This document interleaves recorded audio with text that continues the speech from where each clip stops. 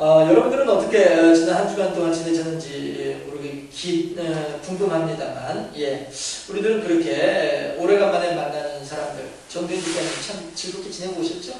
네. 오래간만에 이렇게 만나는 사람들 참 기쁘고 즐거운 마음이었을 거예요. 그런데 또 하나, 뉴스가, 참 기분 좋은 뉴스가 이번 한 주간 동안에 계속 있었습니다. 지난주부터 해서요. 우리나라 대통령이 북한에 다시 올라가서 능라도 운동장에서 연설할 때 우리들은 한민족입니다. 5,000년을 같이 살다가 70년을 헤어져 살고 있습니다. 이 말은 정말로 명문인 것 같아요. 저도 그렇게 멋진 말을 좀 해봤으면 좋겠다는 생각이 들어요. 5,000년을 같이 살다가 70년을 떨어져 살았습니다. 이 말은 참 가슴을 절절히 울리는 그런 명연설이었던 것 같아요. 어쨌든 이렇게 남북 대화를 아주 성공적으로 잘 했고요. 저희 아들이 이제 군대에 있어서 특히나 더 그런 게 관심이 갑니다만, 실질적으로 남과 북한의 군사적인 대치 상황이 해소되는 첫걸음을 지금 시작을 하고 있죠. 군사 분계선을 중심으로 해서 양쪽으로 이제 군사 훈련을 아예 하지 않는 그런 이제 지대를 만들었잖아요. 그리고 지핀이 또 북한의 해안폰이 이런 거 다 이제 철거하기로 그렇게 서로 간에 의논이 됐죠. 이것만큼만 보더라도 우리나라가 이제 남과 북이 평화 통일로 가는 첫걸음을, 실질적인 첫걸음을 뗐다. 왜냐하면 평화는 군사력이 제거되어질 때 진정한 의미의 평화가 아니겠습니까? 그랬을 때 그동안에 여러 가지 이제 선언적인 의미에서 그쳤다고 한다면 실질적인 첫걸음을 뗀 것이 이번 회담의 결과가 아니겠나, 저는 그렇게 생각을 합니다. 그런가 하면 또 우리나라 대통령이 북한하고 미국하고 그동안 또 대화가 전혀 없었잖아요. 그렇죠? 국무장관 보내겠다고 해놓고선 안 보내고 뭐 이렇게 하면서 대화가 전혀 없었는데, 그 중간 역할도 지금 우리 대통령이 지금 하고 있죠. 그래서 미국 대통령이 이 사람이 실은 전 세계 상대로 지금 못된 짓을 하고 있거든요. 미국 우선주의라고 하는 주장을 하면서 무조건 미국에 해가 되는 것들은 다 쫓아내려고 하는, 참으려고 하는 이런 일을 하는 사람이 미국 대통령이에요. 그러니까 우리가 흔히 하는 말로 악동 같은 그런 역할을 하는 사람이 지금 미국 대통령이거든요. 그런데 우리나라 대통령 앞에서만큼은 깍듯하게 대하는 거예요. 꼼짝을 못하는 거죠. 해서 이 사람이 밤에 한밤중에 잠 안 자고 트위터를 날리는데 뭐라고 하냐면, 문재인 대통령, 공개적으로 하는 얘기요. 문재인 대통령을 향해서 트위터에다가 북한과 우리나라 사이에 칩 니고시에이터, 수석 협상가를 해달라고 정식으로 부탁할 정도로 그렇게 우리나라 대통령의 위상이 지금 높아지고 있다는 거죠. 미국 대통령이 다른 나라 사람들한테는 막 못된 짓을 하면서도 우리나라 대통령한테는 깍듯이 대하더라, 이런 것들도 참 괜찮은 기분이었었어요.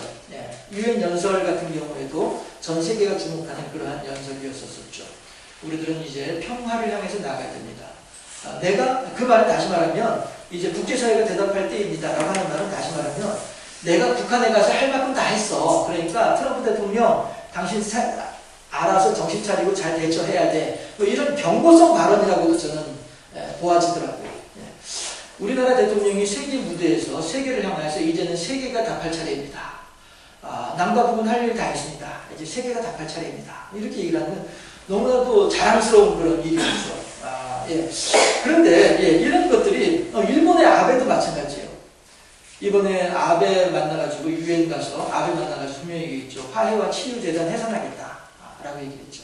그 화해와 치유재단이라고 하는 것만큼 우리나라 위안부 할머니들을 가슴 아프게 하는 일이 어디 있겠어요. 그렇죠? 그러니까 해산하겠다 했더니 아베가 꼼짝 못하고 있잖아요, 지금. 이런 것들을 보더라도 아베는요, 지금 하늘을 나는 새로 떨어질 수 있는 그런 건설을 가진 사람이 아베예요, 일본에서는. 왜냐하면 이번에도 또 아베가 속한 정당이 선거에서 승리를 했어요. 그렇게 해서 이 사람이 총리를 이제 3번 연속 총리를 할 수 있는 자격을 얻었거든요. 그러면 일본 역사상 최초랍니다. 3연속 총리를 하는 사람은 일본 역사상 최초래요. 그만큼 일본 내에서 인기가 많은 사람이고 하늘을 찌를 듯한 그런 인기를 가진 아베이지만, 우리나라 대통령 앞에서 꼼짝 못하는 거예요. 예. 왜냐하면 아베는 북한하고 일본하고 대화를 해야 되거든요. 그런데 북한은 절대 움직일 생각을 안 하고 그나마 중재자 역할, 칩 니고시에이터가 우리나라 대통령이다 보니까 일본의 아베도 우리나라 대통령 앞에서 꾹꾹꾹꾹 할 수밖에 없는 그런 상황이 하는 거예요. 그런데 제가 여러분들한테 이런 내용을 전달해 드리는 이유가 뭐냐면요. 우리나라 대통령이 우리나라 사람이기 때문에 그래요. 그렇죠? 만약에 다른 나라 대통령이 우리나라를 위해서 그렇게 일을 해주면은 고맙긴 하겠지만 자랑스러운 것까지는 아닐 것 같아요. 그런데 저렇게 똑똑하고 저렇게 훌륭하고 내지는 저렇게 강단 있고 아베가 뭐라고 하냐면은 문재인 대통령의 지도력에 경의를 표합니다 라고 얘기를 했거든요. 예. 이렇게 칭찬을 받는 사람이 남의 편이 아니고 내 편이기 때문에 그래서 우리들은 기분이 좋은 거란 말이죠. 그렇지 않습니까? 네. 내 편이다 보니까 기분이 좋은 거고요. 혹이라도 우리나라 대통령이 아니라 할지라도 이렇게 표현을 하죠. 제가 전에 있던 교회에서 우리 교회 집사님 중에 한 사람이 국회의원이 있었어요. 예. 근데 그 양반이 지금도 텔레비전에 한 번씩 나오면은 제가 기분이 좋은 거예요. 왜? 아는 사이이니까. 예. 그렇지만 모르는 사람은 저만 나오자마자 신경 안 쓴다는 말씀이에요. 왜? 마음으로나마 내 편이니까. 저는 지금 그 사람 위해서 뭐 투표권 한 장 행사할 수 있는 능력 없어요. 예. 그럼에도 불구하고 내 편이다라고 생각이 드는 거예요. 왜? 나랑 알고 지내는 사람이니까. 이렇게 내 편이다라고 하는 것은 내게 너무나도 중요한 의미를 가지더라 하는 것입니다. 우리가 세월호가 침몰했을 때 그래서 많은 아이들이 주검으로 바닷물에서 올라올 때 그리고 그 모습을 바라보는 부모들이 통곡을 하고 기절까지 하는 모습을 바라보면서 우리들도 같이 가슴이 아팠었어요. 왜 그래요? 그 아이들이 내 자식하고 같은 나이 또래였단 말이에요. 예. 그리고 그렇게 울부짖는 아이들이 그 부모들이 내 며느리고 내 아들이고 내 딸이고 내 사위고 이러한 연령대란 말이에요. 그리고 우리들은 같이 울었단 말씀이에요. 예. 왜냐하면 그 아이들이 내 편이고 그 부모들이 내 편이다라고 하는 내 이웃이다라고 하는 그런 동질감이 있었기 때문에 우리들은 함께 울 수 있었던 것이죠. 이런 것처럼 내 편이다라고 하는 동질감은 우리들을 기쁘게 하고 슬프게도 하고 우리들의 마음을 그렇게 사로잡는 이러한 감정이 내 편이다라고 하는 감정이란 말이죠. 자, 과연 옆에 있는 사람들 한번 돌아보십시다. 옆에 있는 사람들 돌아보세요. 예, 서로 눈을 한번 마주쳐 보세요. 내 편 맞습니까? 남의 편 같지 않으세요? 물어보세요. 내 편이세요? 시작! 예, 우리들은 모두가 상대방을 향해서 그래 내가 네 편이야 라고 말을 해줄 수 있는 그런 아름다운 관계가 될 수 있으면 참 좋겠다는 생각을 한 번 더 해봅니다. 왜 제가 자꾸 이렇게 내 편 얘기를 하냐면요, 오늘 본문에서 예수님도 내 편이니라 라고 말씀하고 계시거든요. 내 편이다. 예. 본문에서요 요한이 뭐라고 얘기를 하냐면은 선생님 왜 그러느냐, 글쎄요 우리 제자도 아닌데 선생님으로부터 세례단은 안 받았고 선생님한테서 말씀 한 구절 들은 바가 없는 그런 사람들인데 있잖아요. 그런 사람들이 선생님의 이름으로 귀신을 쫓아내고 있더라니까요. 그래가지고 제가 야! 너희들이 무슨 자격으로 하지마! 너희들 자격 없어! 이러면서 호통을 치고 왔습니다. 잘했죠 선생님? 하고서 요한이 예수님한테 물어봐요. 그랬더니 예수님이 뭐라고 말씀하셔요? 못난 놈. 누구 흉내낸 거예요? 예, 못난 놈.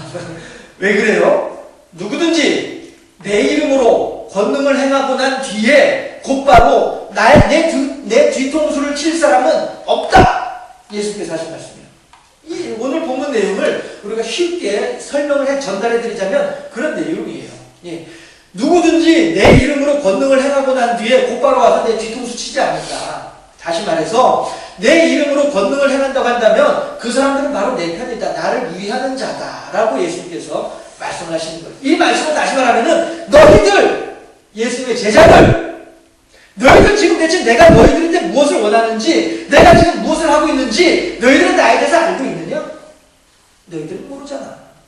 그런데 그 사람들은 나에 대해서 알고 있구나. 너희들이 알지 못하는 걸 그 사람들은 알고 있구나. 라고 하면서 나를 위하는 자니라. 내 이름으로 권능을 행하는 자들은 나를 위하는 자니라. 라고 말씀을 하셨단 말이에요. 그런데 저는요, 이 본문을, 이 구절을 읽으면서 40절 말씀인데요. 예, 마가복음 9장 40절 말씀인데, 이 구절을 읽으면서 저는 어떤 생각을 했냐면, 예수님께서 베들레헴에 와서 말씀을 증거하죠. 그렇게 할 때 사람들이 뭐라고 합니까? 아니, 이게 대체 뭔 일이 돼? 아니, 쟤는 지금 예수 아니요. 자, 아바이가 요셉이고 어마이가 마리아잖아. 저 동생들도 지금 우리들하고 같이 살고 있는 배하며 어렸을 때 빨가벗고 뛰어다니는 배하며 이러고 있는 거란 말이에요. 예수님이 지금 와서 하나님의 말씀을 증거하고 있는데 동네 사람들은 예수님을 누구의 아들이고 어렸을 때 빨개벗고 누구랑 뛰어다니면서 놀면서 싸우고 맞아가지고 잉잉 울고 하던 그 모습만 생각하고 있는 거예요. 이러면서 예수님의 예수님됨에 대해서 인정하지 못하는 거죠. 그래서 성경에 마태, 마가, 누가, 요한 다 이 내용들이 나오는데요. 어떻게 얘기를 하냐면은 사람들이 예수님을 믿지 아니하므로 예수님께서도 고향에서는 권능을 많이 행하지 아니하니라. 이런 내용으로 예수님께서 성경에 기록이 되어져 있고요. 심지어 누가복음 같은 경우에는 어떤 일까지 벌어지냐면 동네 사람들이 예수님을 절벽으로 밀어서 떨어뜨리려고 해요. 이거 살인이에요. 절벽에서 밀어서 넘어뜨린다라고 하는 것은요, 떨어뜨리려고 하는 것이고요. 그건 죽이려고 하는 거예요.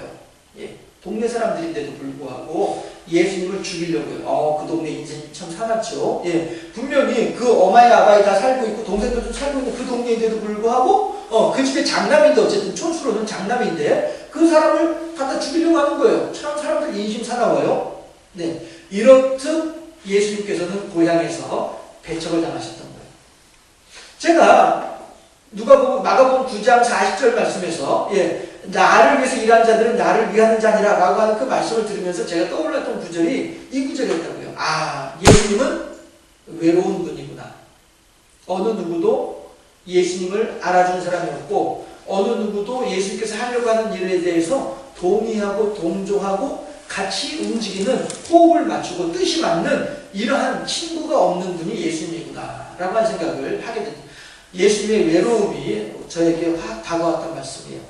그래서 제가 내 편이니라 라고 하는 제목으로 이 주제로 함께 이 본문을 해석을 하게 되었던 것입니다. 해서 사람들은 제자들은 예수님을 따르는 사람들은 늘 예수님의 얼굴을 보면서 예수님의 말씀을 들으면서 예수님을 향해서 아멘 아멘 하면서도 불구하고 예수님이 진정 원하는 바가 무엇인지를 알지 못하고 있는 거예요. 그러다 보니 이 세례 요한이 예수님의 이름으로 권능을 하는 자, 귀신을 쫓는 자들을 향해 달려나와서 야 너희들이 무슨 자격으로 이러고 있는 거란 말이죠. 너 예수님 편이야? 아니잖아. 난 예수님 편이야. 그러니까 너 가만히 있어. 이러고 있단 말씀이죠. 우리 속담에 뭐로 가도 어떻게 해요? 서울만 가면 되는 거란 말씀이에요. 이 사람들이 예수님을 알든 모르든 상관없이 예수님의 이름으로 권능을 행하게 되면 드러나는 것은 뭐예요?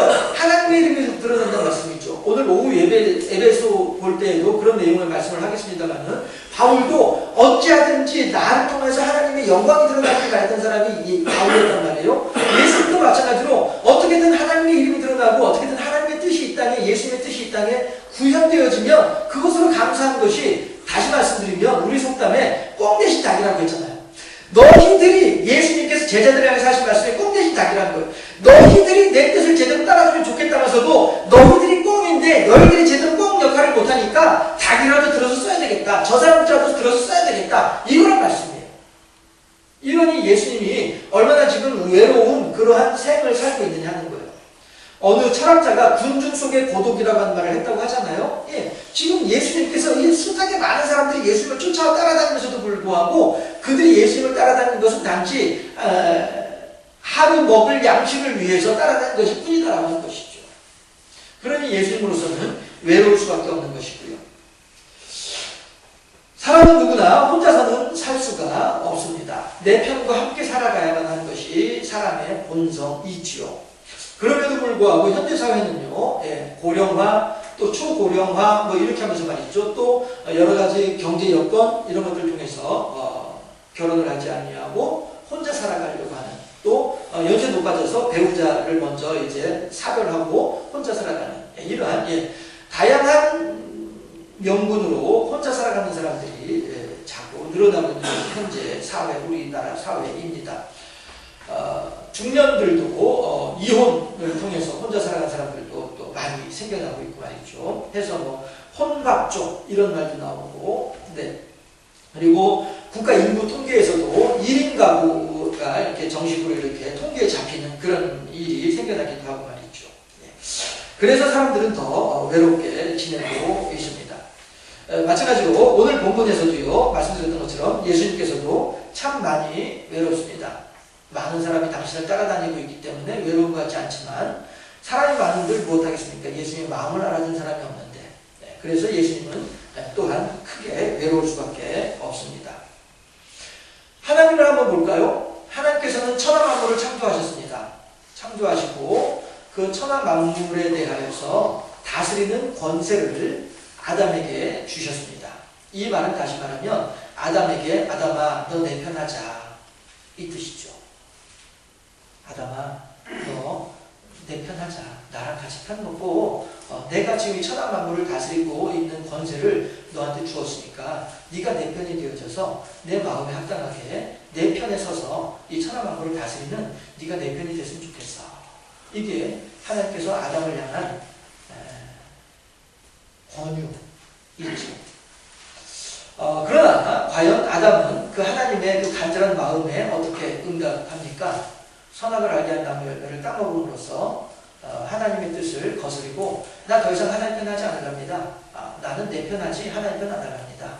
이렇게 나서는 게 아담이었었죠. 마찬가지로 우리들도 하나님께서 우리들을 이 세상에 창조하시고 난 뒤에 얘들아 갑돌아 갑순아 너 내 편 하자 라고 하고 있는데 이 땅에 많은 갑돌이 갑순이들은 하나님 편이 되기를 거절하고 스스로 자기 편이 되어져서 하나님을 떠나서 자기 마음대로 살아가려고 하는 것이 사람들의 모습이기도 합니다. 그래서 아담이 더 이상 에덴 동산에 살지 못하고 에덴 동산에서 나올 수밖에 없었던 것처럼 해서 바람 불고 비 오고 춥고 또 가시화목 기가 나는 땅을 갈아야만이 먹을 것이 생겨나는, 다시 말해서 고생 중에서도 생고생.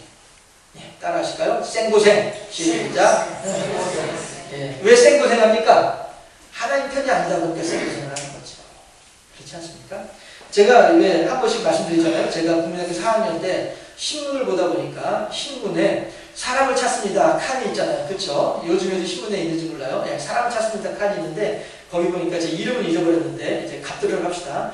갑돌아 돌아와라 운동화 사놨다. 아들이 운동화 사는다고 가출을 했나봐요. 갑돌아 돌아와라 운동화 사놨다. 이런 말이 있더라고요. 이게 뭐예요?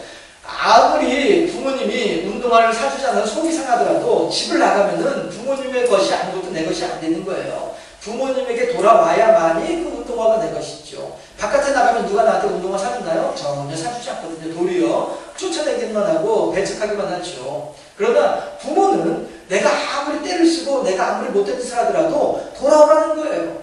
가출하면서 부모 가슴에 대못을 박았으면서도 불구하고 돌아오라는 거예요. 갑돌아 돌아와라 운동화 사놨다. 그 말이 그 4학년짜리 아이가 읽은 글인데도 불구하고 너무나도 가슴 절절한 거예요. 그래서 자주 기억이 나고 자주 생각이 나고 여러분들한테 설교할 때마다 필요하면 그 내용을 인용을 하는 거죠. 하나님이 그러잖아요. 갑돌아 돌아와라. 내가 너에게 모든 걸 해주마. 갑돌아 내 편 되자. 갑순아 너 네 편 하지 말고 내 편 하자니까. 그러면 내 모든 게 다 네 거잖아. 이게 하나님의 마음이거든요. 오늘 하나님을 떠난 모든 이 땅의 갑돌이 갑순이를 향한 하나님의 외침이라는 말씀입니다. 돌아와라. 돌아오면 내 편이고 내 편이면 내 것이다 네 것이다. 그러나 사람들은 그 하나님을 떠나 살다 보니 여전히 그들의 삶은 힘들고 어려울 수밖에 없는 것입니다.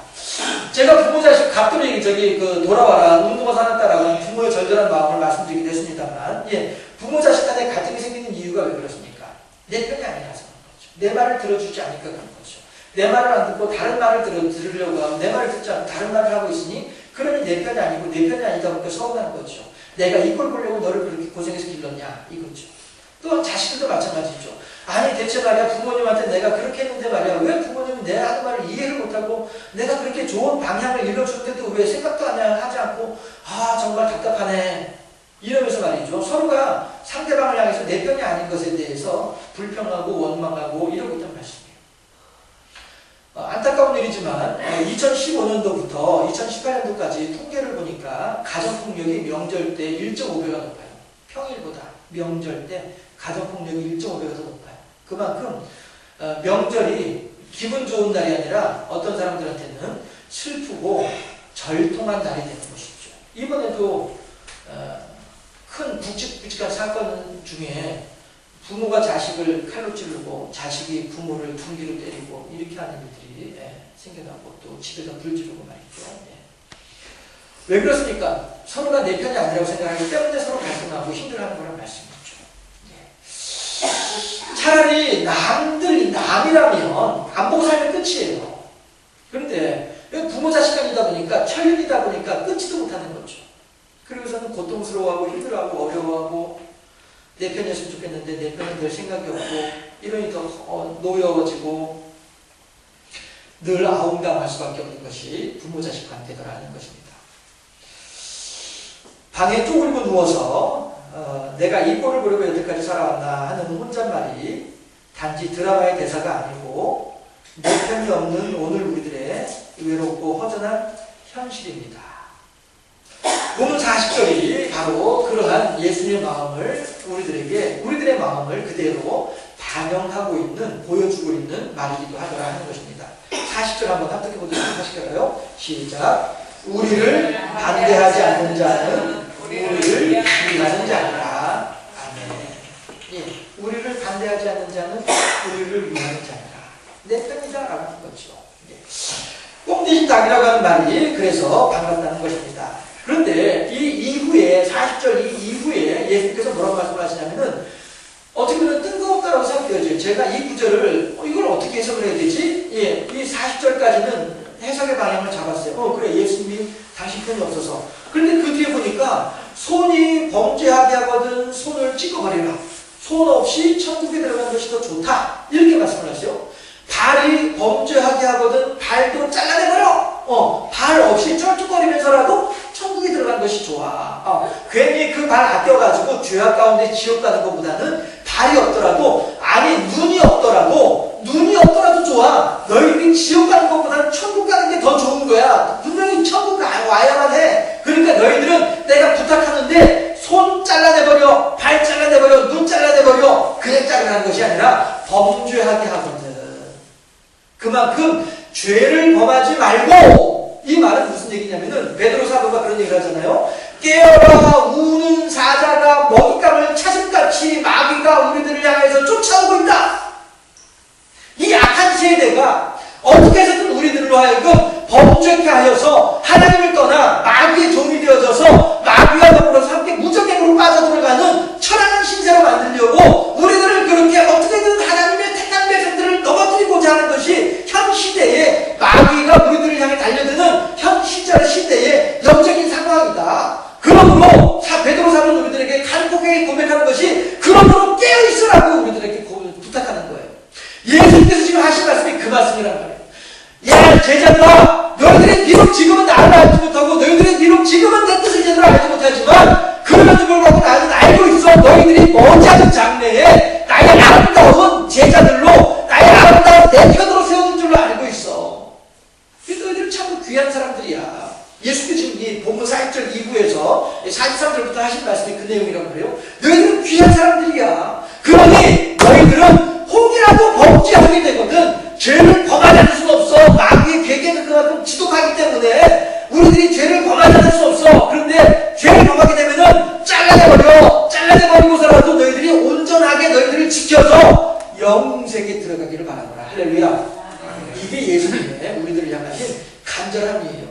제가 여기까지 해석을 하고 난 뒤에 드라마의 한 장면이 떠오르는 거예요. 어떤 장면이냐면은 시대적 배경은 일제시대. 장소는 어두운 밤거리. 저쪽에서 멀리에서 일본 경찰들의 호각 소리들이 잘 들려오면서 일본 말이겠지만 저놈 잡아라 소리가 들려오고 여기 지금 몇 명의 사람들이 있는데 이 사람들은 독립투사들이에요. 이 사람들이